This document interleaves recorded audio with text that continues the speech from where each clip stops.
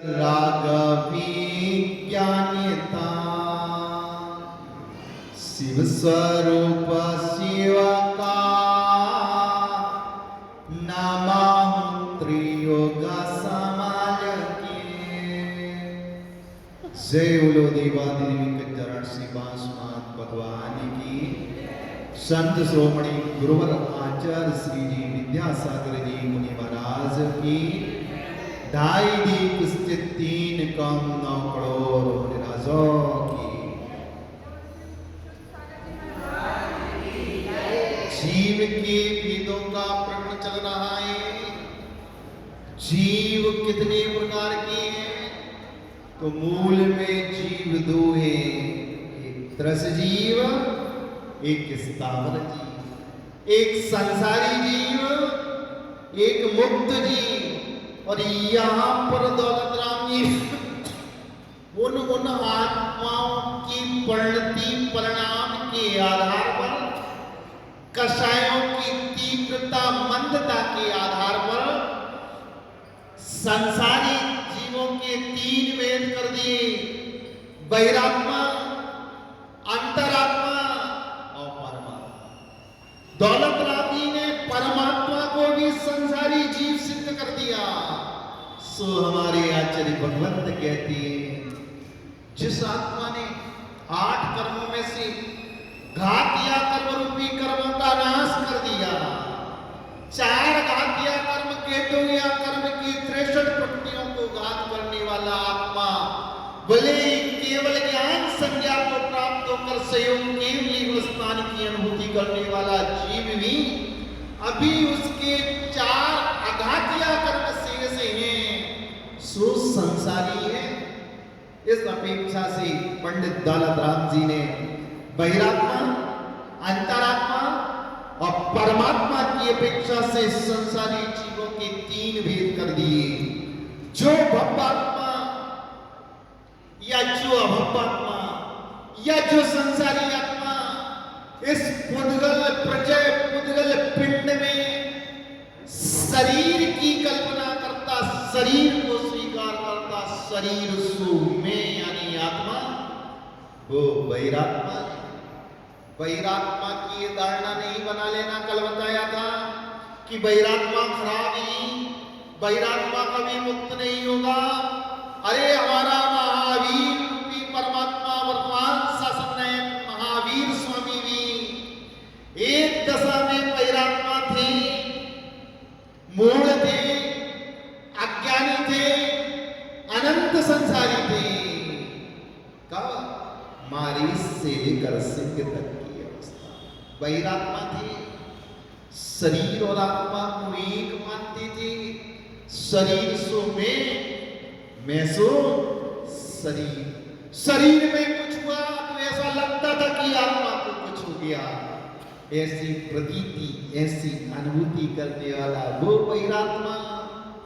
अंतरात्मा बने को कब प्राप्त हुआ? जब चारण रिद्धिधारी युगल मुनिराज ने आकाश मार्ग से विचरण करते हुए उस सिंह के द्वारा उस चरण के सावाक के टुकड़े करते के दृश्य देखा। दोनों मुनिराज की आत्मा दयालु प्रणाम करना भाव से द्रवित उठी। मुनिराज को लगा ये तो वो आत्माएं आज बहिरात्माएं कालांतर में परमात्मा बने को प्राप्त होगी, इसका शासन चलेगा, ये तीर्थंकर बनेगा। और जैसे उसे धर्मोपदेश दिया वो बहिरात्मा उसी समय देश का लब्धि का योग मिलने पर, कर्ण लब्धि का योग मिलने पर, विशुद्धि लब्धि का योग मिलने पर उसने उसके पास जो अनंतकालीन मिथ्यात्व था उस मिथ्यात्व के 3 टुकड़े करके क्षय सम्यक्त को प्राप्त कर लिया। और वह प्रथम सम्यक्त को प्राप्त किया, क्षय सम्यक्त प्राप्त किया और कालांतर में क्षय सम्यक्त को प्राप्त करके त्रिशला के लाल की पर्याय में उत्पन्न हुआ और संसार शरीर भोगों से विरक्त होकर वो परमात्मा बने को प्राप्त। तो हम भी बहिरात्मा थे, तभी संसार में थे। आज कोई पक्का नहीं है कि दीक्षा ले ली, अब भी जैनेश्वरी दीक्षा को लेकर ग्रैविकों में उत्पन्न होता है। किसी का भी मापदंड किसी के पास नहीं है, मात्र केवली भगवान अवधि ज्ञानी मुनिराज और मना प्रज्ञानी ऋषिराज ही ये बता सकते हैं कि तुम भव अथवा भव। कई अवतात्माओं ने जब जब पंच परावर्तन किया तब तब 31 सालों काल आयु वाली वो ग्रैविकों में उत्पन्न होगा। इसलिए आत्मा 3 प्रकार की बनी है, ये तो ये नहीं ये वैरात्मा त्रिकाल में वैरात्मा 3 प्रकार से वैरात्मा रहेगी, ये अंतरात्मा ये परमात्मा। कंडीशन सिर्फ इतनी है भव्यत्व रूपी भव्यात्मा ही अंतरात्मा बने को प्राप्त होती है और भव्यत्व रूपी वैरात्मा अंतरात्मा से परमात्मा बने को प्राप्त होती है। इसलिए कल का प्रश्न कहता था और दूसरे चरण में कह रहे उत्तम मध्यम जगंत्र विधि के अंतरात्मा ज्ञानी वैरात्मा की भी 3 कंडीशन। उत्कृष्ट वैरात्मा मिथ्यात्व प्रस्थानवर्ती जी, सासादर प्रस्थानवर्ती जगन्न वैरात्मा, मध्यम वैरात्मा और मिश्र प्रस्थानवर्ती जी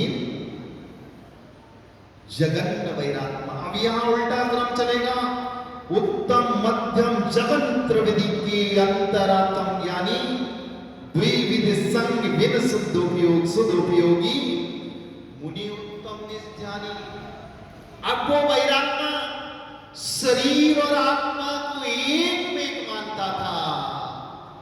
शरीर में आत्मा की कल्पना करने वाला वैरात्मा इसे टाइटल अंतरात्मा का कैसे लग गया? जैसे ही तत्रुचि उत्पन्न हुई शरीर को भिन्न मान रहा, आत्मा को भिन्न मान रहा, देव शास्त्रों पर अपाट श्रद्धा, पंच परमेष्टि के दासानुदास, पंच परमेष्टि के दास का भी दासत्व बने को स्वीकार करने वाली आत्मा जगन्नतरात्मा है। आप सब चतुर्थ स्थानवती जिनकी प्रतिमा नहीं है, मात्र देव शास्त्रों पर विश्वास है, आत्मा को भिन्न मानते, शरीर को भिन्न मानते, सो आप वैरात्मा बने से ऊपर उठकर अंतरात्मा का टाइटल लग गया। यानी जैसे ही वैरात्मा से जीव अंतरात्मा बने को प्राप्त हो जाता है, उसका मोक्ष का रिजर्वेशन वेटिंग में नहीं पड़ा रहता, कंफर्म हो जाता है कि अंत परावर्तन काल में ये अंतरात्मा जिसने देव शास्त्रों पर श्रद्धा किया, पंच परमेष्टियों पर विश्वास किया, 7 तत्वों के स्वरूप को जैसा सर्वज्ञ ने जाना वैसा स्वीकार किया, द्रव्यों को, पंचास्तिकाय को, 9 पदार्थों को जानने वाला, मानने वाला, जैसा भगवान ने इनका स्वरूप बताया वैसा ही स्वीकार करना, उसमें मिलावटखोरी नहीं करना, मनगढ़ंत उसमें कल्पना नहीं करना, कपोल कल्पित खोटे व्यक्तियों की बातों में आकर इन तत्वों के विषय में, द्रव्यों के विषय में, पंचास्तिकाय के विषय में, पदार्थ के विषय में, देव शास्त्रों पर अविश्वास नहीं करना, अकांत विश्वास रखना, एक जगन्नात्मा सम्यक दृष्टि जीव का लक्षण है। जो सम्यक को एक बार प्राप्त कर ले, भले ही प्रथमोत्तम सम्यक को प्राप्त करे, वो प्रथमोत्तम सम्यक अंतर मुहूर्त के लिए आत्मा में ठहर जाए और उसका उत्कृष्ट जगत स्थिति कब तक रहेगा? अंतिम सीमा 48 मिनट तक, कम समय तक जगन्नतर मूर्ति के भीतर। भले ही वो छूट जाए, विख्यात अवस्था को जीव प्राप्त हो जाए, लेकिन कंफर्म हो गया, वेटिंग में नहीं पड़ा, एक दिन तो अंतरात्मा से परमात्मा बना यानी भगवत बने को, सर्वज्ञ बने को, अरहंत बने को, सिद्धत्व बने को तो प्राप्त होगा। अर्धपदगल परावर्तन काल में 266 सागरों पाम काल की एक जगन्न अंतरात्मा की स्थिति। और फिर कह रहे मध्यम आत्मा कौन सी है?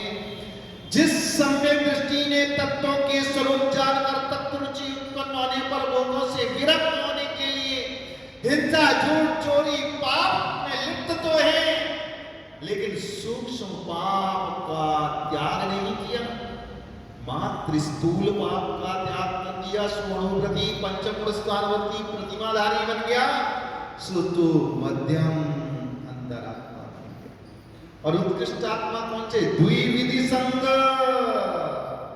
दो विधि कौन सा? दो प्रकार का संग। कौन सा दो प्रकार का?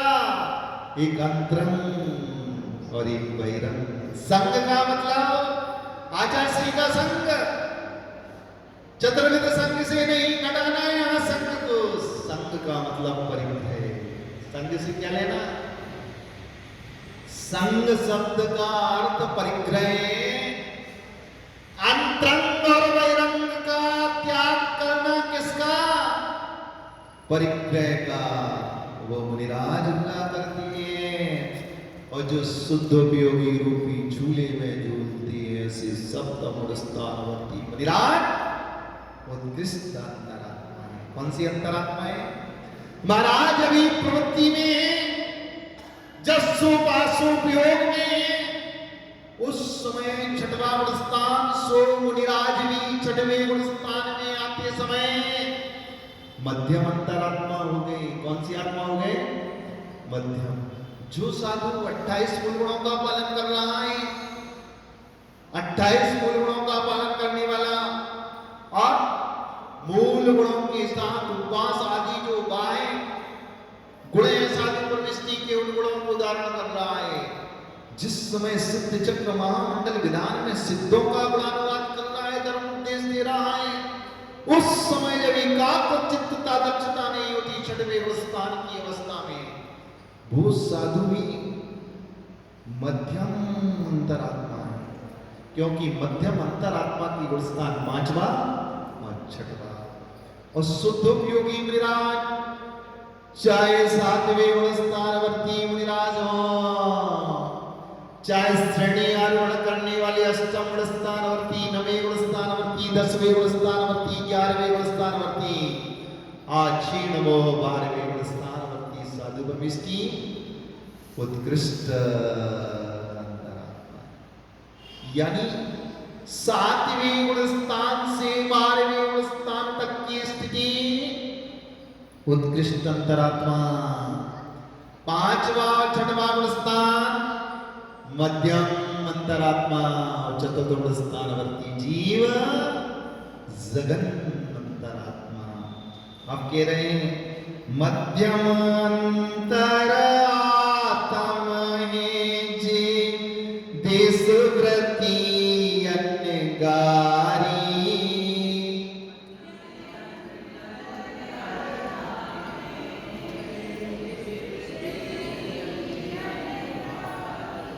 जगन कई अविरत समदृष्टि दीन शिव मगाचारी,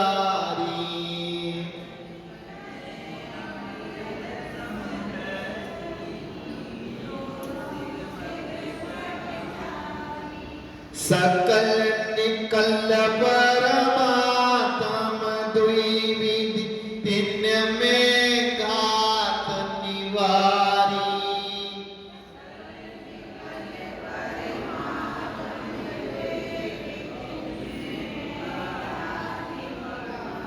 श्री अनंत सकल परमात्म लोकालोक निहारी,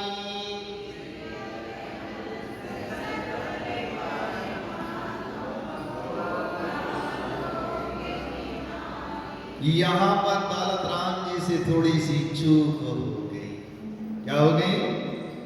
मध्यम अंतरात्मा की परिभाषा क्या बता दी? देश व्रती।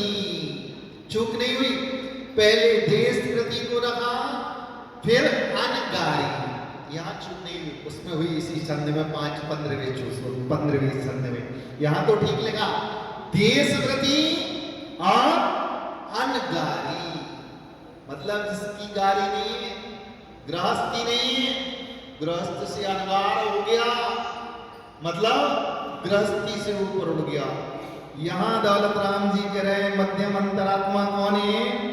देशव्रती यानी पंचम गुणस्थानवर्ती, जिसने 12 व्रतों को अंगीकार कर लिया, अभी हिंसा पाप भी करता, झूठ भी बोलता, चोरी भी करता, कुशील भी पाप करता और परिग्रह में लिप्त रहता, लेकिन कुशील पाप का संस्कार कहां तक पिता छठवीं प्रतिमा से ऊपर उठा, कुशील पाप का पूर्णता त्याग। यानी 5 पाप में लिप्त रहने वाला आत्मा भी मध्यम अंतरात्मा, लेकिन मोटे पाप का त्याग हो जाएगा, सूक्ष्म पाप का त्याग। त्रस्त जीवों की हिंसा का तो त्यागी हो जाएगा। मां पंचम गुण स्थानवर्ती जीव से त्रस्त जीव की विराधना होगी, बुद्धिपूर्वक या बुद्धिपूर्वक। पाप का भागीदार, प्रायश्चित का भागीदार हे मध्यम अंतरात्मा। त्रस्त हिंसा का त्यागी हो गया, लेकिन स्थावर हिंसा का संस्कार उसकी आत्मा में आज भी विद्वान है। अकारण स्थावर जीवों की हिंसा भी नहीं करेगा, तब तुम्हें टाइटल मिला मध्यम अंतरात्मा का, जो विलास साधन मिष्टि सुपयोग में होती है। शुद्ध उपयोग रूपी भूमिका से च्युत होकर जब सुपयोग में आती है, भुवनकारी मध्यम अंतरात्माएं जगन कहे अविरत समदृष्टि, तीनों शिव मगचारी मोक्ष मार्गी है। तीनों का मोक्ष मार्ग प्रशस्त हो गया, सम्य दृष्टि का भी, अणुगति का भी, सुपयोग रूपी साधु दृष्टि षष्ठम गुण स्थानवर्ती विराज का, और शुद्ध उपयोग रूपी झूले में झूलने वाले आप मध्य गुण स्थान से लेकर क्षीण वो गुण स्थान 12वें गुण स्थानवर्ती विराज सभी अंतरात्माएं कालांतर में परमात्मा को प्राप्त होंगी, क्योंकि शिव मगचारी, शिव यानी मोक्ष मार्ग की पर चलने वाली आत्माएं शिव मगचारी। इसलिए सम्यक दृष्टि जीव भी मोक्ष मार्ग का उसे टिकट मिल गया, वो बात अलग है। हिंसा, झूठ, चोरी, कुशील और परिग्रह रूपी 5 पापों में लिखते हैं। चतुर्थ गुण स्थानवर्ती तो छोड़ो, हिंसा पाप का स्थूल रूप से त्याग अणुवृत्ति का हुआ है, लेकिन संकल्पी हिंसा का त्याग हुआ है, विरोधी हिंसा का त्याग नहीं है। अब वो निर्दोष सागर जी, निर्लोभ सागर जी आए थे, बहुत से व्रती बना है। अब यहाँ कोई नास्तिक व्यक्ति आ जाए और सब प्रतिमाधारी सामायिक कर रहे हैं, हमारे हिंसा पाप का त्याग है, अणुव्रती है, और वो तुम्हारे जिनालय से, तुम्हारे विमान से श्री जी को उठाकर फेंक दिया उसने, और विमान ले जाने लगा। अब तो प्रतिमाधारी है, हिंसा पाप का हमारा त्याग, तुम्हारी हिंसा का त्याग है, संकल्पी हिंसा का, विरोधी हिंसा का त्याग नहीं। आओ अणुव्रती अपनी जीवन साथी को लेकर गाड़ी पर बिठाकर भौरासा में पारसनाथ भगवान का अभिषेक करने जा रहा था। ताई लोग उसकी पत्नी के साथ छेड़छाड़ करने लगे। अब भूखे में तो अणुव्रती मेरे हिंसा पाप का त्याग, अब तुम्हें जो करना सो कर लो, ले जाओ। नहीं, ऐसी महावीर की देशना नहीं है। तूने संकल्प पूर्वक जीवों को मारने की हिंसा का त्याग किया है, विरोधी हिंसा का नहीं। सप्तम प्रतिमाधारी भी हो इस सभा में, और जब ये सभागृह ना हो, मात्र वो दोपहर में सामायिक भगवान के सामने कर रहा। काश कोई नास्तिक व्यक्ति तुम्हारी प्रतिमा का अनादर करने लगे और मरने मारने के लिए तैयार हो जाए, तो वो अणुव्रती भी उसके हाथ में डंडा भी आ जाए, उसके सिर में भीतराग भगवान की रक्षा के लिए और धर्मात्मा नारियों के सिर की रक्षा के लिए उस लठ के प्रहार से इस ब्रेंच को उठाकर या बाजटा को उठाकर उसके सिर में मार देता है, तो उसकी प्रतिमाओं में दोष नहीं लगता, क्योंकि उसके विरोधी हिंसा का त्याग नहीं था, संकल्पी हिंसा का। इसलिए पुरातन जमाने में सप्तम प्रतिमाधारी भी सवर भूमि में जाकर जिनालयों की रक्षा के लिए, शीलवती यारिकाओं के शील की रक्षा के लिए, सौभाग्यवती शीलवती नारियों के सम्यक दृष्टि नारियों के और सम्यक दृष्टि पुरुषों के लिए और जिनालयों की रक्षा के लिए समर भूमि में जाकर एक साथ ऐसा तीर मारते थे कि सैकड़ों आतताई लोगों का धड़ उनकी गर्दन से शरीर से पाप कितना सा अल्प पाप का महाराज मानने का संकेत नहीं दे रहे, अच्छी व्यवस्था बता दे प्रतिमा ले लो, नहीं तुम्हें तुम्हारे प्रतिमा का स्वरूप और तुम्हें तुम्हारे कर्तव्य का बोध कराया जा रहा है। यहाँ अरुंधति भी स्थावर हिंसा का त्यागी है, लेकिन संकल्प पूर्वक स्थावर हिंसा का त्यागी है, विरोधी हिंसा का त्यागी। अब सर बजाए, हम महाराज को डसने के लिए तैयार हो जाए, अंदर प्रतिमाधारी है और एक तरफ खड़े हो जाओ, तुम प्रतिमाधारी नहीं हो, तुम कायर हो। तुम्हें अभी अहिंसा का स्वरूप ही नहीं पता कि तुम्हारे पास विरोधी हिंसा का त्याग है, संकल्पी हिंसा का त्याग है, विरोधी हिंसा का तुम्हारे पास त्याग। यहां विरोधी हिंसा का त्याग भी नहीं, फिर भी मध्यम अंतरात्मा कह लिया, क्योंकि ये जैन दर्शन अभिप्राय के आश्रय टिका हुआ। समर भूमि में युद्ध चल रहा है, अपने अन्याय का पक्ष ले रहे हैं कौन? कुंभकर्ण इंद्रजीत मेघना, क्योंकि पिता और भाई के प्रति आत्मीयता का भाव था। रावण जिनेंद्र भगवान का सच्चा भक्त था, लेकिन हुआ क्या?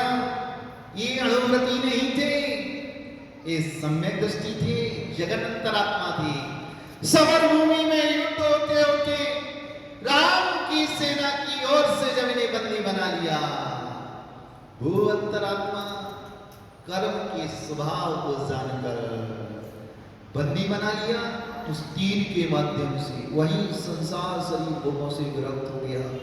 फिर नहीं ढूंढना पड़ा किसी आचार्य को भी दीक्षा देने का अधिकार आचार्य है मुनि नहीं है, बस वही जिनेंद्र भगवान की देशना इस लॉन्च प्रारंभ कर दिया। हाथी पर बैठे बैठे बंधन में बंधे, वस्त्रों को फेंक दिया, आभूषणों को फेंक दिया, हाथी पर सवार हैं। मुनि दीक्षा हो गई, बावलिंगी संत बन गया, सप्तम स्थान हो गया, वस्त्रों का विमोचन करते करते जब राम ने देखा बंधन तोड़ दिए उस तीर के द्वारा, तीर के माध्यम से, उस तीर रूपी विद्या के माध्यम से, और हाथी पर बैठे बैठे मुनिराज बन गए, पशु पर सवार होकर साधु प्रविष्टि, बावलिंगी संत, सप्तम स्थान बन गया। अब वही इंद्रजीत, मेघनाद, कुंभकर्ण, हाथी पर आसीन, सप्तम स्थान, उत्तम मध्यम आत्मा बन गई। ये है जैन दर्शन। और तुम मर जाओ व्हाट्सएप पे लड़ लड़ के, दीक्षा देने का अधिकारी कौन? यहां दीक्षा देने का अधिकारी ना मुनि बचा, ना माध्या बचा, ना आचार्य बचा।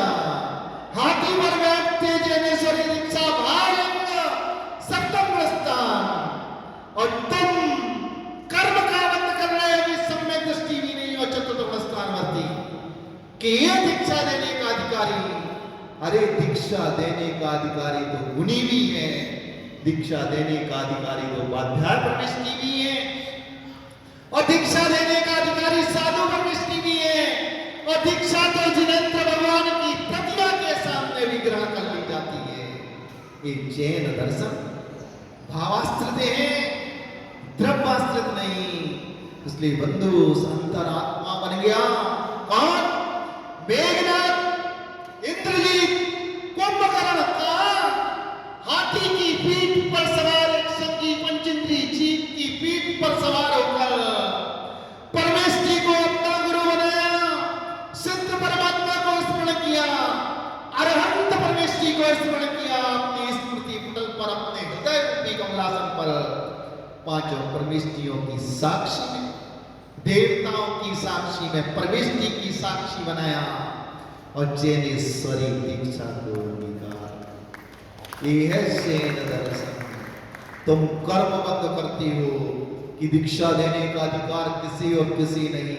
अरे प्रथमानी योग के ग्रंथ उठाओ, फलाने फलाने ऋषिराज ने फलाने फलाने मुनिराज का धर्मोपदेश सुनकर अपने पुत्र को दास देकर सैकड़ों पुत्रों के साथ सैकड़ों अन्यायी राजाओं के साथ फलाने मुनिराज से जैनेश्वरी दीक्षा। पिता का पहली बार आगमन हुआ दीक्षा के बाद कीर्तिधर मुनिराज का, और सुकौशल मुनिराज बन गया और श्यालिनी ने खाया केवल ज्ञान को प्राप्त करके मोक्ष चला गया। तुम लड़ते रहो, मरते रहो, कसाय करते रहो, कर्म का निकाचित कर्मों का बंद करते रहो, व्हाट्सएप चलाते चलाते, और यहाँ तो केवल ज्ञान हो गया। मुनिराज से दीक्षा लेते ही मुनि दीक्षा लेने का अधिकारी नहीं होता, सुकौशल को केवल ज्ञान भी नहीं होता, सुकौशल को केवल ज्ञान हो गया। इंद्रजीत मेघनाथ कुंभकर्ण को हाथी पर बैठे बैठे जैनेश्वरी दीक्षा हुई। राम की सेना शरणागत हो गई। उदक चंदन तंदुल पुष्प कई अर्घ समर्पित किया। भावलिंगी संत दिगंबर मुद्रा बिना गुरु की दीक्षा को अंगीकार किया। राम छायक सम्यक दृष्टि चरम शरीरी तद्भव मोक्ष नामी जी चरणों में साष्टांग लेट गए। व्हाट्सएप होता तो चला देती। किसने मुनि बनाया, किस आचार से दीक्षा ली? ये मुनि बनने का अधिकारी नहीं है। जो इन्हें नमस्तु करेगा, जो इन्हें आहार देगा, वो नरक का पात्र होगा, दुर्गतियों का पात्र होगा। ये तुम सम्यक दृष्टि नहीं होगी। अभी अंतरात्मा बने का टाइटल नहीं लगा, अभी तुम बहिरात्मा हो सकता है अनंत संसारी हो। राम ने देखा, पंच परमेष्टि को स्मरण किया, लौट कर दिया, तरंग और बहिरंग परिग्रह का त्याग कर दिया, दोनों प्रकार के संग का त्याग कर दिया। संग नाम परिग्रह का है, अंतरंग परिग्रह और बहिरंग परिग्रह। 14 और जो 10 वेद है ना, अंतरंग परिग्रह और बहिरंग परिग्रह, 24 प्रकार का परिग्रह का त्याग किया। भावलिंगी संत सत्तम नस्तान निरंतर मुहूर्त में सब उपयोग में आए छठवां स्नान। राम की सेना अपने दुश्मन के चरणों में आस्ताना का साष्टांग प्रणाम कर रही है। उदक चंदन तंदुल पुष्प कई अर्घ समर्पित कर रही है। हे भगवान, धन्य है आपकी जिन मुद्रा का दर्शन इस समर भूमि में प्राप्त हुआ। हमारी तो विजय हो ही जाएगी, क्योंकि आज मुनि मुद्रा का दर्शन मुख के सामने से हुआ है। साधु परमेष्टि का दर्शन, हे बंधु जैन दर्शन, पाप का त्याग का नाम दीक्षा। वो बात लगे पंचम काली व्यवस्था लगे। व्यवस्था को लेकर तुम आगम परिवर्तन नहीं कर सकते, आगम पर दोषारोपण नहीं कर सकते, आगम को नहीं नकार सकते, आगम को नहीं झुठला सकते।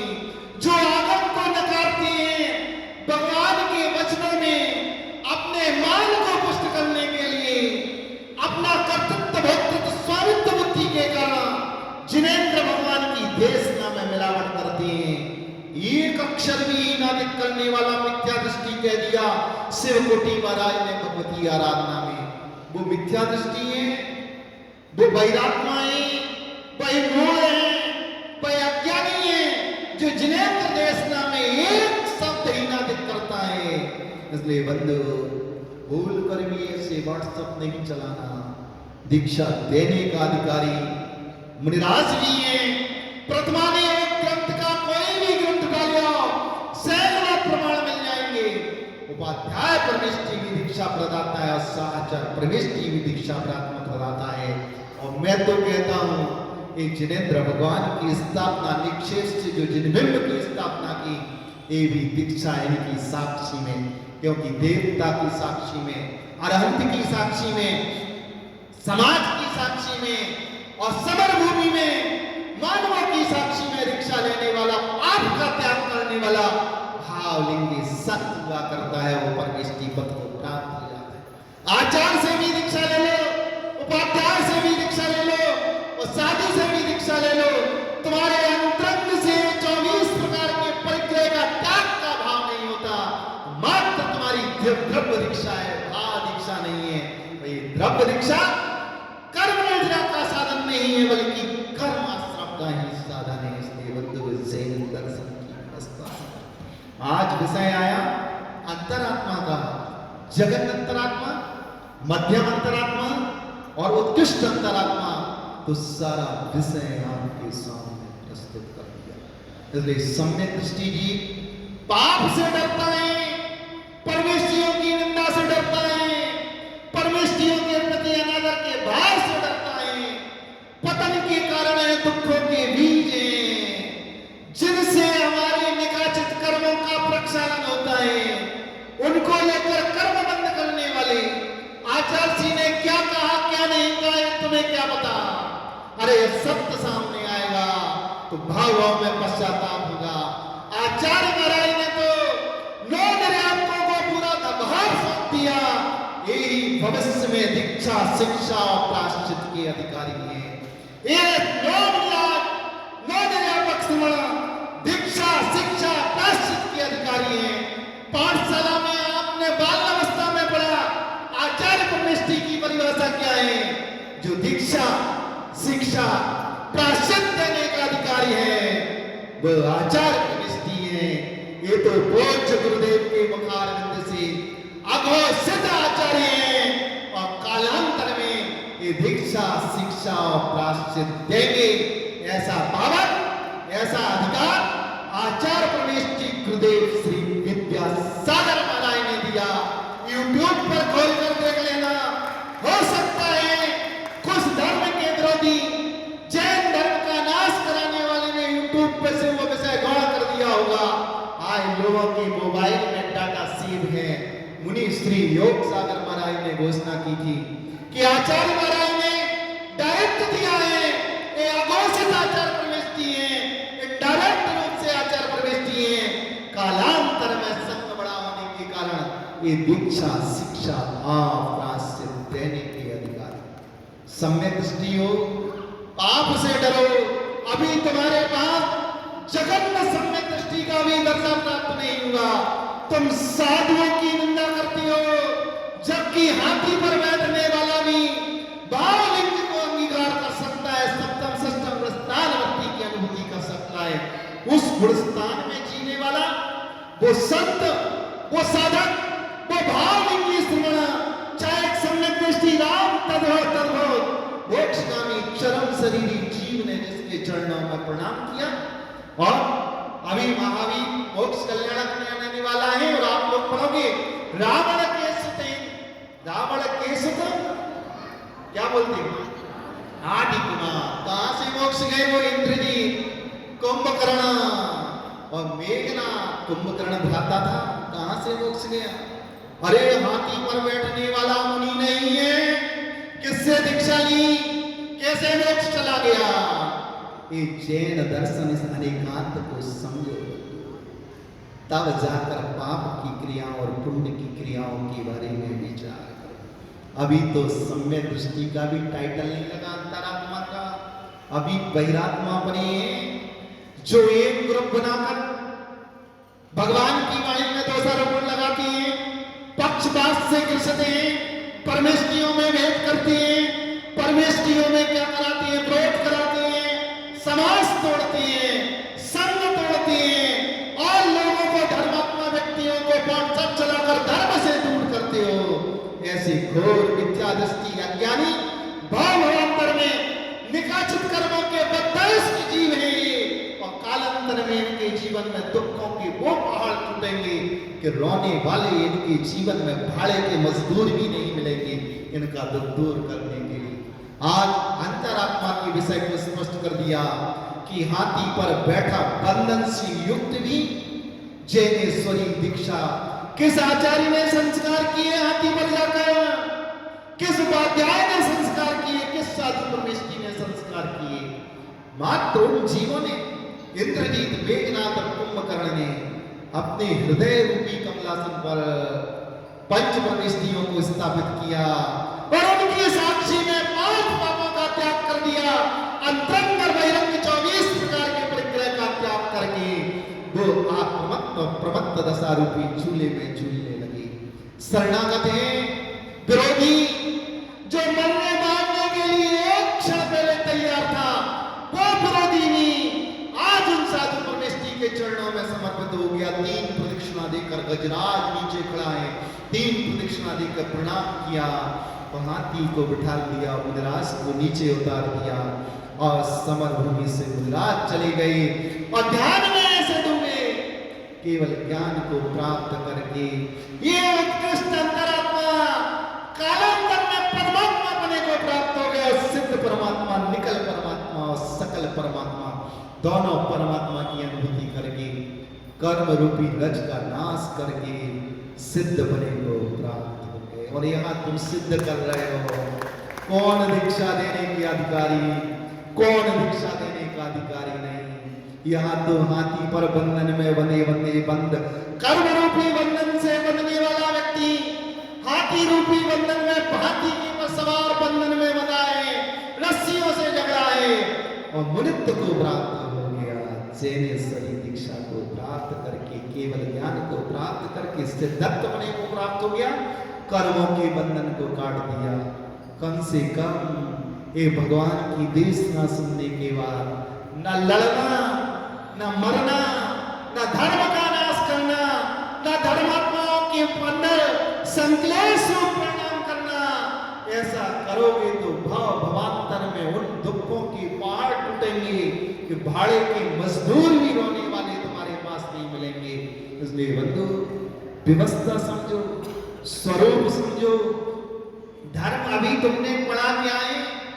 2-4 10 चातुर्मास हुए होंगे, 2-4 ग्रंथों को पढ़ा होगा। अरे भगवान की देशना को तो पढ़ो। जैन दर्शन सारा अभिप्राय के आस्तिक टिका हुआ है। किस जीव का कैसा अभिप्राय, कैसी प्रणति, कैसे विशुद्ध परिणाम, इतना ही पर्याप्त है। मध्यम अंतर आत्म है जे देश व्रती अनगारी, देश व्रती और 6वें स्थानवर्ती विराज जगन कहे अविरत समदृष्टि, तीनों सिमचारी मोक्ष मार्गी है। सम्य दृष्टि भी अभी मोक्ष मार्गी इसलिए साक्षात मोक्ष मार्ग का अभाव है, लेकिन परंपरा से मोक्ष मार्ग अर्ध पुद्गल परावर्तन काल में 266 साल रूपम काल के भीतर केवल ज्ञान को प्राप्त करके सिद्धत्व बने को प्राप्त करेगा। इसलिए दौलत राम जी ने यहाँ सम्यक दृष्टि को मोक्ष मार्ग कह दिया, जबकि आचार्य भगवान तुमा स्वामी महाराज ने सम्यक दर्शन ज्ञान चारित्राणी मोक्ष मार्ग। मोक्ष का मार्ग क्या है? रत्नत्रय, वो एक देश और सर्वदेश। यहाँ उपचार से कथन है, नहीं तो दौलत राम के विरोध में व्हाट्सएप चला दो। दौलत राम ने सम्यक दृष्टि को मोक्ष मार्ग कह दिया।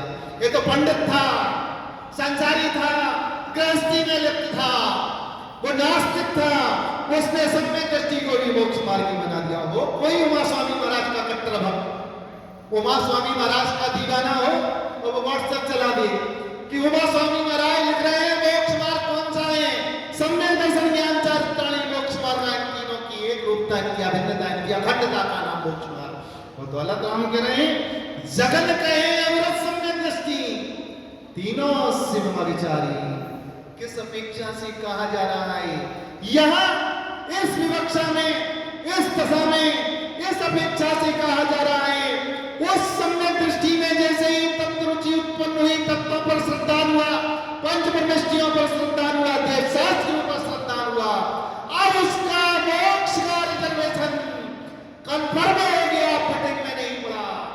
ये भक्तात्मा अर्ध पुद्गल परावर्तन काल में कर्म रूपी रज का नाश करके केवल ज्ञान को प्राप्त होगा। मोक्ष का रिजर्वेशन कंफर्म हो गया, प्रमाण पत्र मिल गया मोक्ष जाने का। 266 साल पम काल के अंतर्गत इसीलिए दौलत राम जी ने उस अविरत सम्यक दृष्टि को शिव मदचारी कहा। अपेक्षा समझो, आचार्य की अपेक्षा समझो।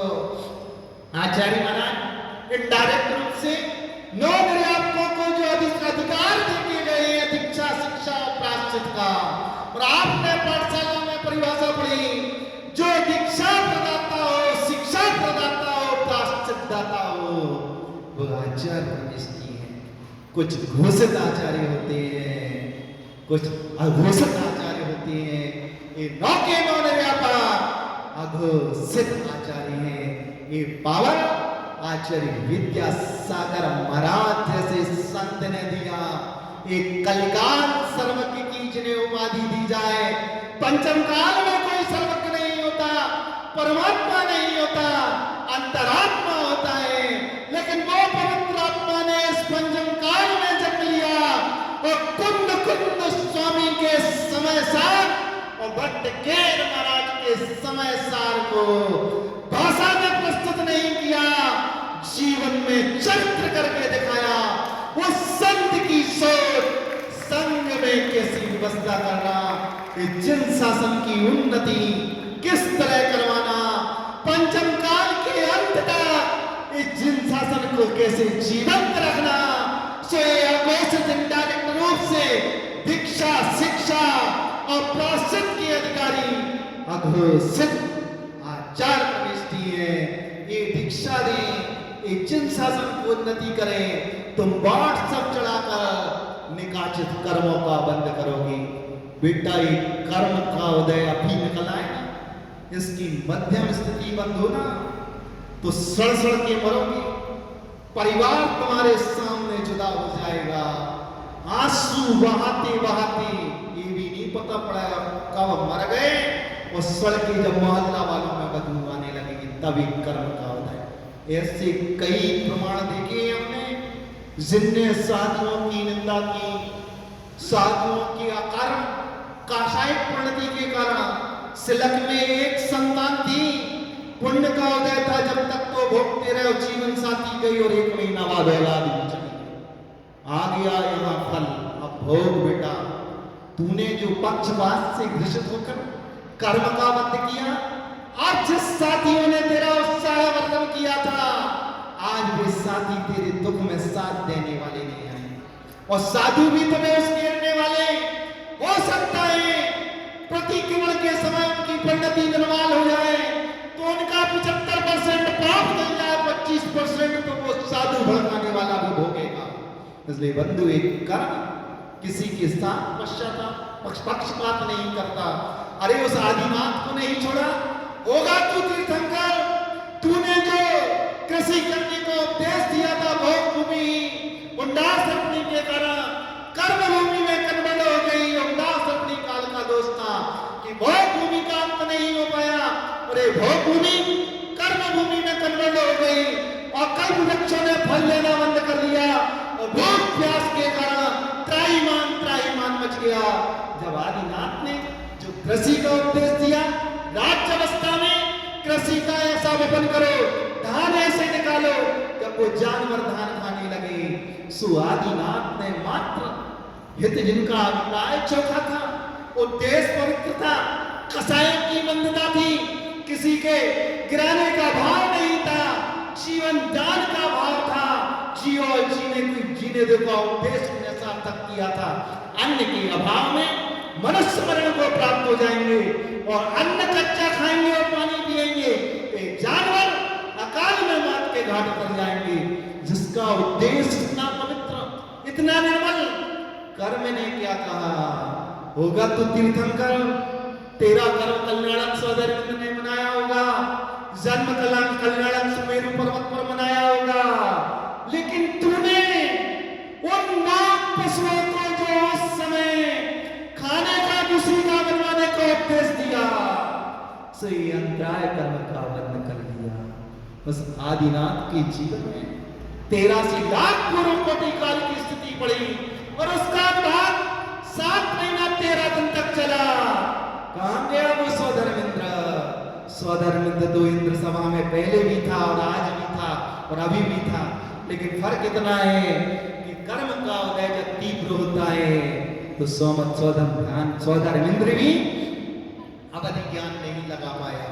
जिसका उद्देश्य इतना चोखा, अन्न के अभाव में मनुष्य का मरना, कच्चा धान खाएंगे पानी पिएंगे, वायु का प्रकोप पड़ेगा, स्वयं जानवर की मौत, जियो सीने को सार्थक करने वाला वो भगवात्मा आदिनाथ, जिसका उद्देश्य इतना निर्मल इतना पवित्र, जिसकी विचारधारा इतनी निर्मल, उसको भी इस कर्म ने चपेट में ले लिया। तूने किसी का बनवाने का उपदेश दिया।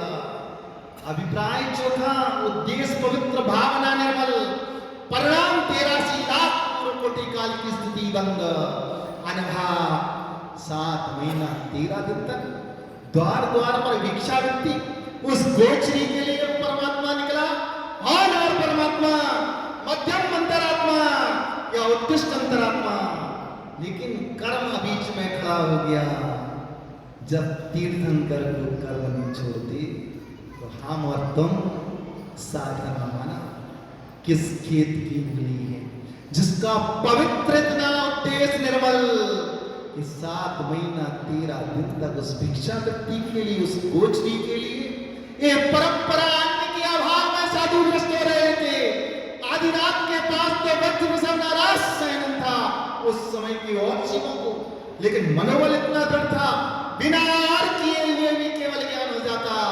लेकिन नहीं, आदिनाथ इसलिए परिभ्रमण कर रहे हैं 7 महीना 13 दिन तक, भोग की उदिना आने पर नहीं, इस मार्ग का प्रचलन करने के लिए कि जैन मुनि रसना इंद्रिय के तुष्टि के लिए नहीं, तप की वृद्धि के लिए, तप की उपासना के लिए, ज्ञानार्जन की उपासना के लिए, संयम की रक्षा के लिए आहार की विधि ये है।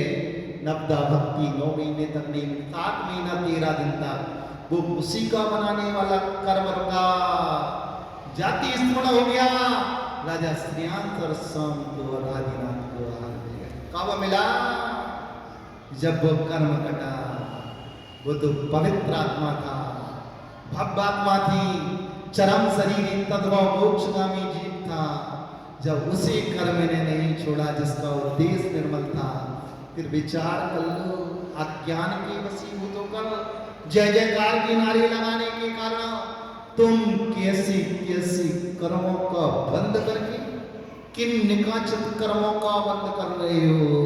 अच्छे से विचार कर लेना, व्यवस्था को समझना, प्रथमानी योग को पढ़ना, कर्णानी योग को पढ़ना, चरणानी योग को पढ़ना, द्रव्यानी योग को पढ़ना, फिर किस विवक्षा में, किस स्थिति में कैसे भंग बनते हैं, तब जाकर जब शास्त्रों के उस गूढ़ अर्थों को समझोगे, तब जाकर तुम्हें ये रहस्य उद्घाटित होगा कि धर्म क्या है, अधर्म क्या है। दौलत राम ने जो टाइटल दे दिया ना, जगन कहे अविरत समय दृष्टि, तीनों शिव मगचारी, जो देश शास्त्रों के प्रति स्वप्न में भी बुरा विचार नहीं करता, परमेष्ठी के प्रति अनादर का भाव नहीं रखता, स्वप्न में भी परमेष्ठी का अनादर हो जाए तो गुरु के चरणों में जाकर उस कृत्य का प्रायश्चित कर लेता है। वो सम्य दृष्टि होता है, वो मोक्ष मार्गी है जो अर्ध पुद्गल परावर्तन में केवल ज्ञान को प्राप्त करके सिद्धत्व का स्वामी होगा।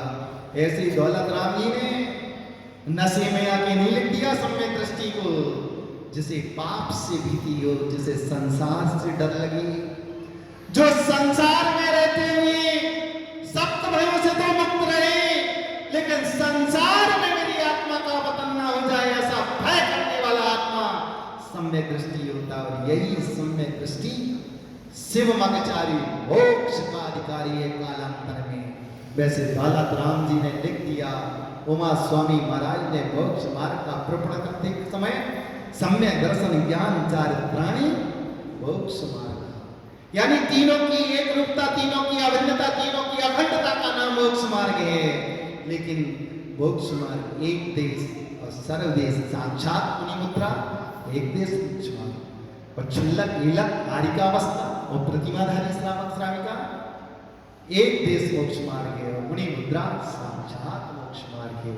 उपचार से कथन किया, नहीं तो उमा स्वामी महाराज के भक्त व्हाट्सएप चला दो, दौलत राम की छेड़ा कोई नहीं पढ़ना, दौलत राम ने गलत लिख दिया, शिव मगचारी सम्य दृष्टि को बना दिया। ये अभिप्राय समझो, अभिप्राय के आश्रित कर्मास्त्र और कर्म नजरा होती है, अज्ञान है। इसलिए तो हमारे तीर्थंकर मान रहे मुनि बन के, ये तो पंचम काल का दोष है कि पंचम काल के मुनि आचार्य उपाध्याय बोल रहे, तीर्थंकर तो मान रहे, वो जानते थे एक क्षयोत्सव विज्ञान है, बिजली के समान कब विलीन हो जाए, इसलिए अखंड मौन रहा तब तक जब तक केवल ज्ञान प्राप्त नहीं कर लिया। लेकिन उन्हीं तीर्थंकर की देशना है आचार्य उपाध्याय और साधु प्रविष्टियों के लिए जनेन्द्र भगवान की वाणी का प्रसार करें। लेकिन इसमें कपोल कल्पित मनगढ़ंत अपने मन से अपने पक्ष को प्रस्तुत करने के लिए मिलावट के साथ भगवान की वाणी को प्रस्तुत ना करें, वरना वो बहिरात्मा है, अज्ञानी है, मिथ्या दृष्टि है, घोर संसारी है, पापात्मा है, दुरात्मा है और चारों गतियों में भ्रमण करने वाला आत्मा है। इन्हीं शुभभावनाओं के साथ आचार्य विरोध श्री विद्यासागर जी शास्त्र पठन में मेरे द्वारा यदि जो कहीं कहीं प्रमाद से कुछ अर्थ वाक्य पर मात्रा छूट गई, सरस्वती मेरी उस त्रुटि को कृपया क्षमा करें और मुझसे कैवल्य धाम में मां विलंब करें।